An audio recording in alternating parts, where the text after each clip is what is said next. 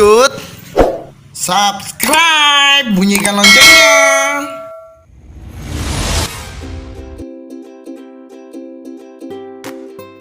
Assalamualaikum warahmatullahi wabarakatuh. Kembali lagi dengan Kamalopang Group. Kali ini kita akan membahas ikan niasa. Jadi ikan niasa ini jenis ciclit ya, atau nama latinnya itu Auratus ciclit.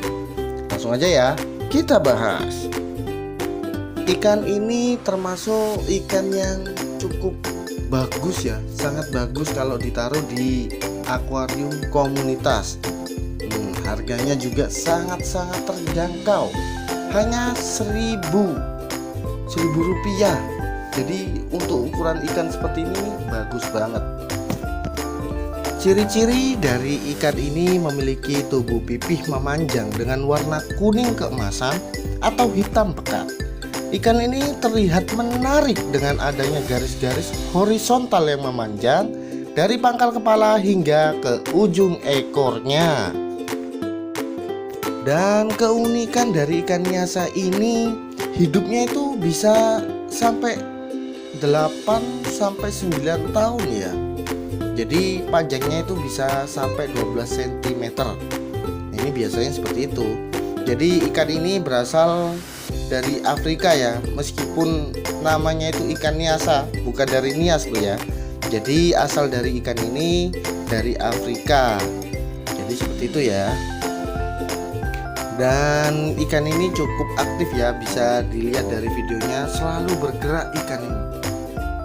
Sama halnya kayak ikan zebra pink ya, kalau dalam pengalaman saya ini.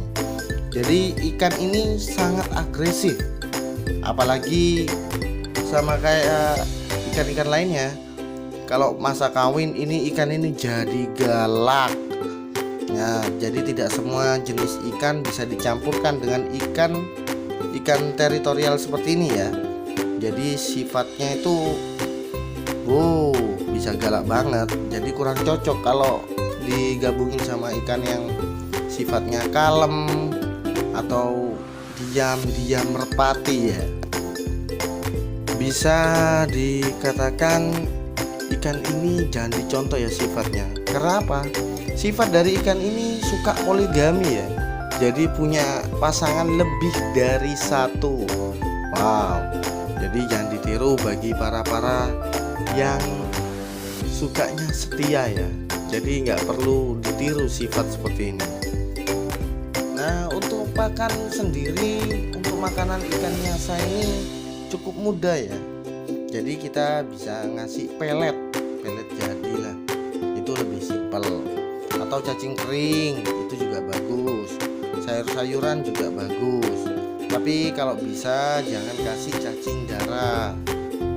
Pada habitat alaminya, ikan nias ini biasa hidup di lingkungan yang berbatu. Ini bisa dijadikan referensi ya untuk men-setting akuarium, dikasih batu-batuan karang atau semacamnya, dengan maksud mencoba memberikan kenyamanan semirip mungkin dengan habitat aslinya. Namun jika tidak mau ribet ya nggak masalah sih, karena ikan ini sudah banyak dibudidayakan oleh peternak lokal dengan kondisi lingkungan yang standar polosan lah, nggak usah dikasih apa-apa kayak saya ya. Dengan kolam semen yang datar juga bisa, dan cukup baik dalam berkembang biak pada nantinya. Nah, kalau cara membedakan niasa jantan dan betina ini, kalau dilihat biasa aja ya, nggak ada bedanya antara jantan dan betina. Kalau dilihat dari bentuk badan dan warnanya, ini berlaku untuk ikan niasa yang masih berukuran kecil ya. Jadi nggak ada bedanya, kayak kita sulit untuk membedakannya. Tapi kalau udah ukurannya itu lebih dari 5 cm, pejantan dan betina ini dapat dibedakan ya. Dengan melihat fisiknya, biasanya pejantan akan berukuran lebih besar. Ingat, yang jantan itu ukurannya lebih besar daripada yang betina. Memiliki warna yang lebih kehitaman atau lebih menghitam ya, lebih pekat seperti itu. Dan pada jantan sirip dekat kelaminnya itu terdapat bintik-bintik kuning. Sedangkan betina yang sudah siap memijah, secara fisik ini terlihat lebih kecil. Nah, seperti bahasan yang sebelumnya ya, dan lebih gemuk, kecil, gemuk, asalkan nggak berminyak aja ya. Jadi warnanya itu cerah, nggak ada bintik kuningnya di area kelaminnya ya. Nah biasanya sih kalau ukuran dewasa yang sudah siap untuk dipijah atau dikawinkan itu sudah berumur 6 bulan ya, atau bisa dikatakan 7 bulan lah. Kalau dilihat dari ukurannya sudah bisa mencapai ukuran 5-6 cm. Jadi seperti itu. Ikan niasa ini bisa dikawinkan atau dipijahkan secara massal. Ya secara nggak massal juga bisa, berpasang-pasangan ya.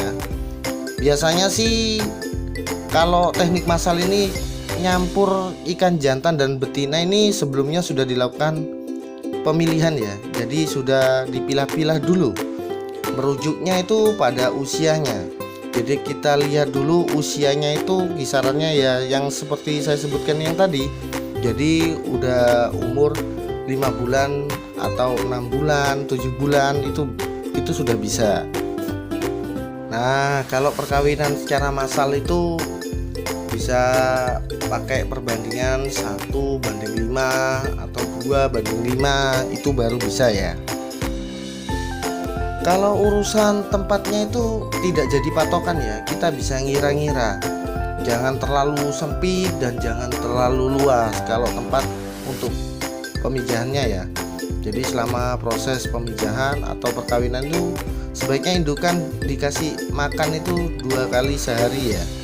Jadi biar prosesnya itu semakin baik dan bagus seperti itu.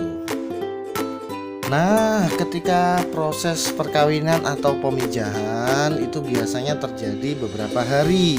Dalam beberapa hari ke depan itu biasanya ya kita bisa lihat secara langsung ya. Jadi pada induk betina itu terlihat pada pipinya atau mulutnya yang membesar. Ini menandakan induk betina sedang mengerami telurnya. Karena ikan niasa ini termasuk ikan yang mengerami telurnya di dalam mulut. Jadi indukan yang sudah dipastikan sedang mengerami telurnya dapat dipindahkan ke wadah terpisah. Maksudnya ditaruh di tempat khusus ya, sendiri ya. Nah, langkah selanjutnya yaitu siapkan wadah ya untuk menyimpan anakan atau buraya yang sudah dikeluarkan dari mulut betina dengan cara menekan pipinya. Jadi indukan ikan betina ini kita tekan pipinya. Jadi seperti itu caranya. Yaps, itu adalah sedikit informasi tentang ikan niasa. Bagaimana cara merawatnya, membedakan jenis kelaminnya, dan serta sedikit informasi bagaimana cara budidaya dari ikan niasa ini sendiri. Semoga sedikit informasi ini bermanfaat. Wassalamualaikum warahmatullahi wabarakatuh.